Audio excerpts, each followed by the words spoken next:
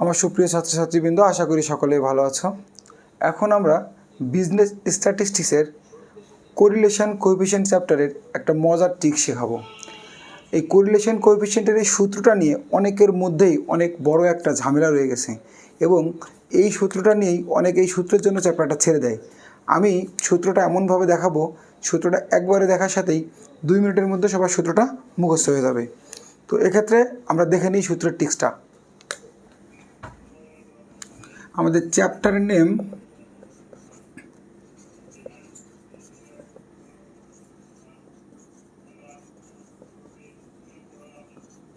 Correlation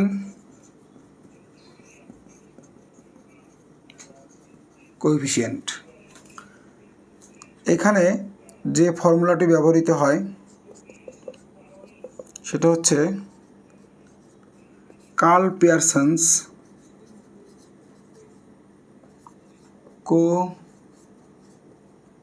coefficient of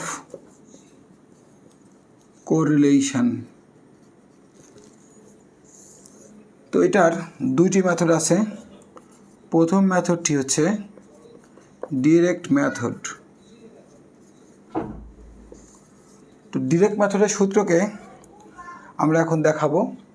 R direct পারলেই shortcut সম্পূর্ণই free, এই জন্য ডিরেক্টটা আমাদেরকে ভালোভাবে শিখতে হবে।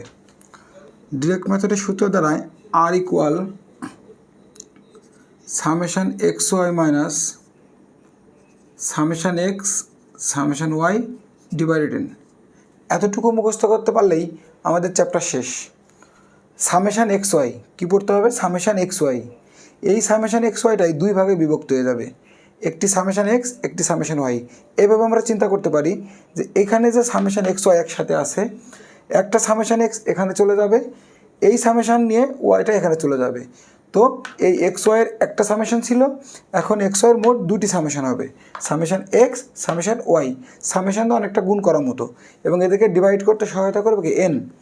এরপরে যে আমরা যে কাজটি করব, এইখান থেকে এক্স ওয়াইগুলোকে টোটালি সেপারেট করে ফেলবো। কিভাবে সেটা আমরা করতে পারি?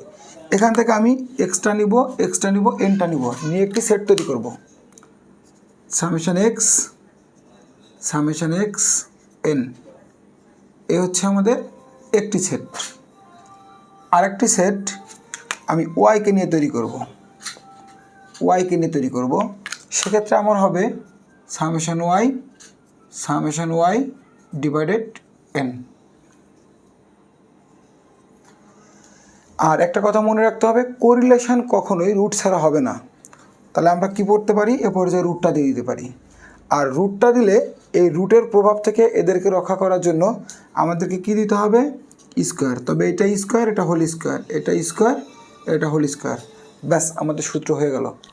তো এ পর্যায়ে আর একবার আমি একটু রিপ্লে করি। R equal summation x y minus এই সামেশানের সাথে এক্স দিলে সামেশান এক্স, এই সামেশানের সাথে ওয়াই নিলে সামেশান ওয়াই ডিভাইড এন। এবার এই টোটাল এখান থেকে এক্স এন নিয়ে একটা অংশ এবং সামেশান ওয়াই এবং এন নিয়ে আর একটা অংশ। তারপরে আমরা রুট দিয়ে দিব। রুট দিয়ে দেওয়ার পরেই আমরা এটাকে স্কোয়ার দেবো, এটাকে হোল স্কোয়ার দেবো। ব্যাস, হয়ে গেল। এবার দেখে জাস্ট 7 বার তোমরা লিখবে। আজীবনের জন্য এটা তোমাদের পার্মানেন্টভাবে মনে থাকবে। ধন্যবাদ সবাইকে।